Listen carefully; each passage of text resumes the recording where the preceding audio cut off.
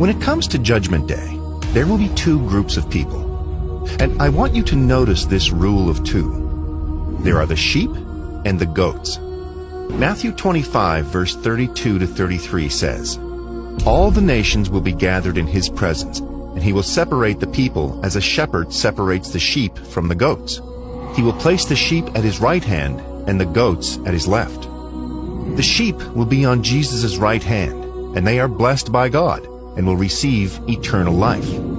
But you see, the goats on Jesus' left hand are cursed with eternal hellfire.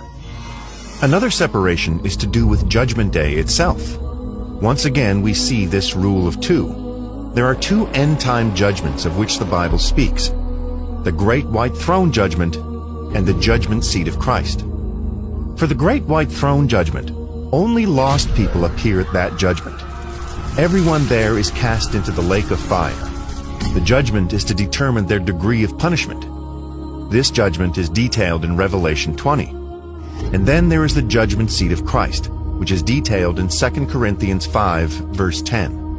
Only Christians will appear at this judgment.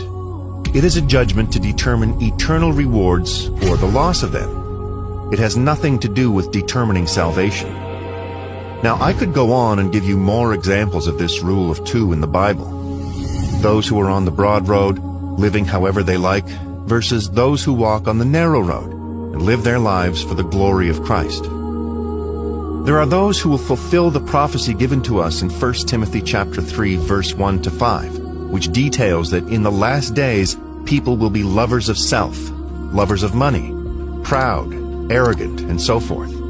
And then there are those who will fulfill the prophecy given to us in Acts 2, verse 17, which says, "And in the last days it shall be, God declares, that I will pour out my Spirit on all flesh, and your sons and daughters shall prophesy, and your young men shall see visions, and your old men shall dream dreams."